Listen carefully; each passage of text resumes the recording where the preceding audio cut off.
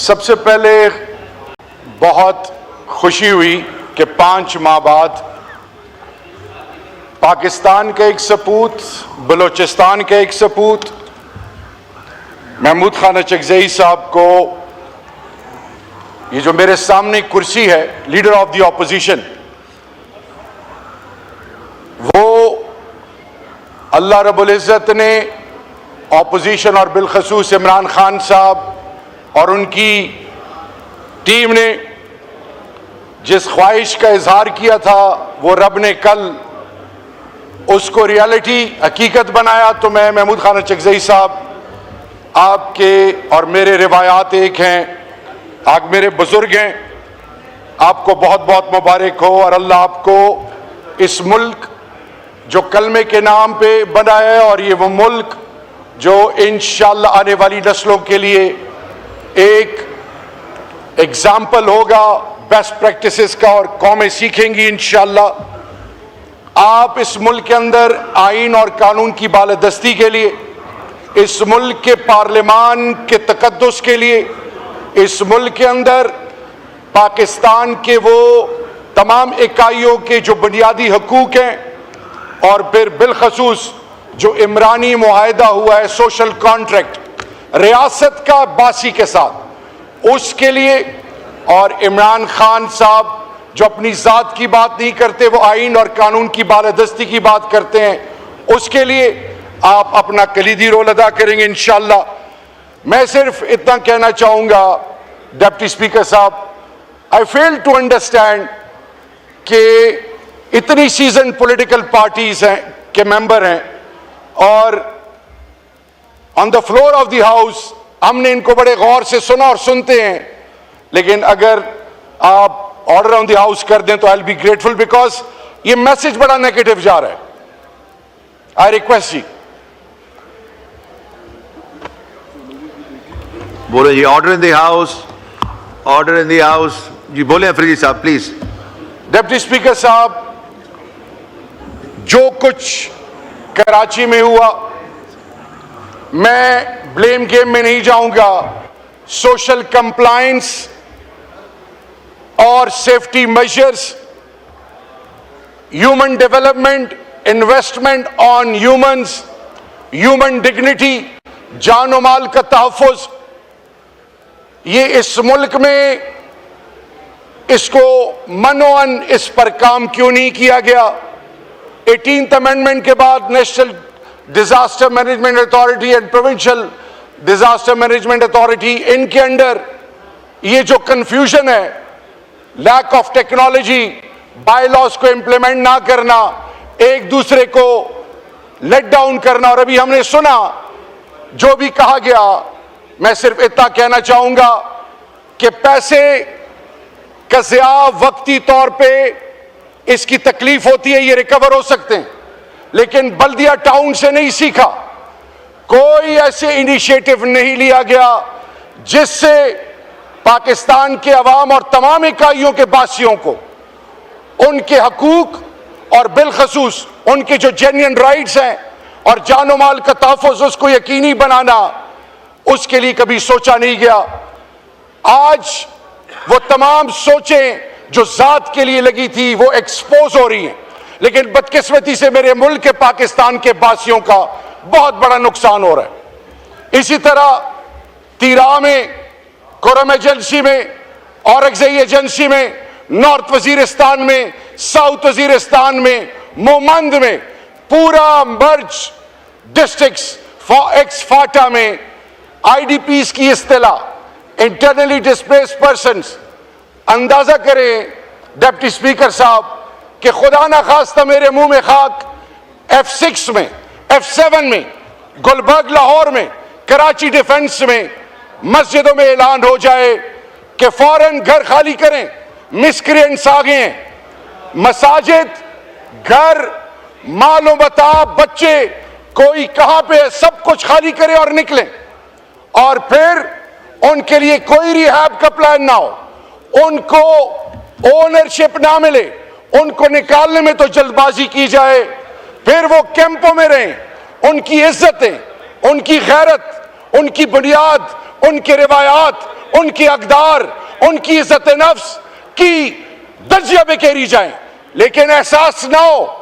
फिर on top of that जब 5, 4, 3, 7, 8, 10 साल बाद रिहैब की बात आए, 2014 को एपीएस का फियास्को हुआ, 126 दिन का धरना था। पाकिस्तान तहरीक इंसाफ के बानी चेयरमैन इमरान अहमद खान नियाजी साहब ने सब कुछ छोड़ा, गए, उसमें पार्टिसिपेट किया, पूरी कौम उससे बाखबर है। और उसके बाद 20 नुकात नेशनल एक्शन प्लान 2018 में जब पीटीआई की हुकूमत थी, डिप्टी स्पीकर साहब as minister for state for interior, हमने 20 नुकात के लिए एडवाइजरी काउंसिल्स बनाए। हमने कहा कि सब मिलकर इस पर काम करेंगे। उसके बाद 2611 किलोमीटर का बॉर्डर, इसकी फेंसिंग करनी थी। कारखाना, ना बिजली, ना गैस, ना बुनियादी सहूलियात। आज पाकिस्तान के आईन के मुताबिक उनको 3 चीजें मिली थी। अब जब मर्ज हुआ 3% फ्रॉम डिविजिबल पूल का वादा किया गया, उनको दिए जाएंगे। आज फिगर्स दिए गए कि इतने इतने पैसे दिए गए, वहां पे फॉरेंसिक नहीं है, वहां पे सीटीडी नहीं है। तो मैं आपसे ये सवाल पूछना चाहता हूं कि मर्ज डिस्ट्रिक्ट में MNS, elected MNS, they can't move an inch, वहां पे कंट्रोल किसका है? आप इल्जाम लगाते हैं सूबाई हुकूमत पे। तो मैं सवाल पूछ रहा हूं कि चीफ मिनिस्टर 4.5 करोड़ अवाम का नुमाइंदा और उसका हल्का, आप एक कौमी जरगा 21 पार्टियां उसमें शरीक होती हैं, जिसमें पीपल्स पार्टी, पीएमएलएन, आपकी सूबाई क़यादत उसको साइन करती है। और फिर यहां पे आप कुछ और बात करते हैं, अमीर मकाम साहब और इख्तियार वली साहब और इसी तरह गवर्नर खैबर पख्तूनख्वा कुछ और बात करते हैं। मैं सिर्फ आपको इतना कहना चाहूं कि आप तमाम इकाइयों के स्टेक होल्डर्स को ऑन बोर्ड क्यों नहीं लेते? ये जो डंडा है, ये जो याद रखें, ये जो आज जिस लबो लहजे से आप बात कर रहे हैं, ये लबो लहजा, ये वक्त गुजर जाएगा, लेकिन you will regret. Talal Chaudhry साहब, आपने कोई बात करनी है रियासत के की स्टेक होल्डर के नाते, मैं आपके हवाले से कोई बात नहीं करूंगा। आप में आजिज़ी आनी चाहिए, एंगेज करें, जो भी खदशात हैं उनका हल ढूंढें। इमरान खान और पाकिस्तान तहरीक इंसाफ का और अपोजिशन की प्ली क्या है ऑपरेशन के हवाले से? इन्होंने कहा कि फौज के जवान शहीद, उनके साथ जो बेहुरमती की गई, अफवाज पाकिस्तान के लिए मेरा लीडर कहता है मेरी जिंदगी से ज्यादा अहमियत अफवाज पाकिस्तान की है। अफवाज पाकिस्तान हमारी खैरत, हमारी इज्जत है। डिप्टी स्पीकर साहब, रोजाना के बेस पे फौजी, civil arm forces, civilians, drone और मुख्तलिफ तरीकों से टारगेट किलिंग से क्या क्या नहीं हुआ। मैं सिर्फ इतना कहना चाहूंगा कि खान साहब, पाकिस्तान तहरीक इंसाफ के बानी, क्या कहते हैं कि आपने अगर ऑपरेशन करना है 2611 किलोमीटर बॉर्डर को गार्ड करने के लिए, सोवियत इन्वेजन ऑन अफगानिस्तान, एक फौजी नहीं था। यही कबाइल आपके लिए सीसप पिलाई हुई दीवार बने थे। आपने उनको क्या किया?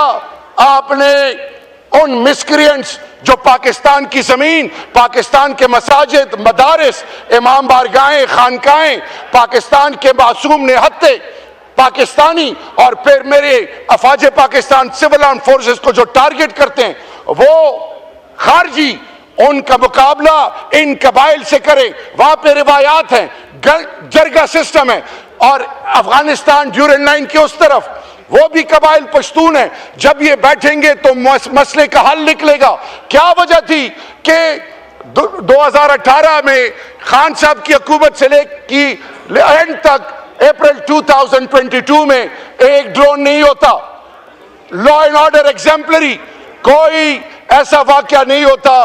तो डिप्टी स्पीकर साहब, मैं सिर्फ इतना कहना चाहूंगा, खुदा के लिए कौम को नेगेटिव मैसेज ना दें। ये पार्लियामान पूरे पाकिस्तान की इज्जत और बुनियाद है।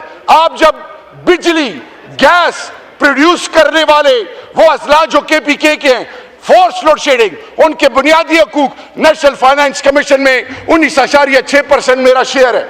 मुझे जब आप हर चीज में 223 अरब रुपए आपसे डिमांड हो और आप मुझे 54 करोड़ रिलीज करें, ये क्या मैसेज है? आप कहना चाहते हैं कि बिजली के हवाले से ये अवामी नुमाइंदों को प्रेशराइज किया जाए, उन पर फोर्स लोड शेडिंग की जाए, उनका जो ड्यू राइट है उससे उनको डिप्राइव किया जाए ताकि अवाम मुतनफर हो इमरान खान से।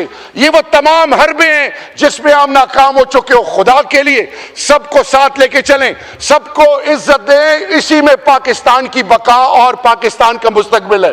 डिप्टी स्पीकर साहब, एक और पॉइंट, मेरा सवाल यह है कि जो आज पीटीआई पर तनकीद कर रहे हैं, क्या ये भूल गए हैं इनके माजी के स्टेटमेंट्स इन तमाम पॉलिटिकल पार्टीज की? मैं उसमें नहीं जाना चाहूंगा। शुक्रिया, बस आपको मौका दिया वाइंड अप करने का। नहीं अफरीदी साहब, इस तरह ना करें। इधर ये पार्टी हेड्स बैठे हुए हैं, इनको भी आखिर मौका मिलना चाहिए जी।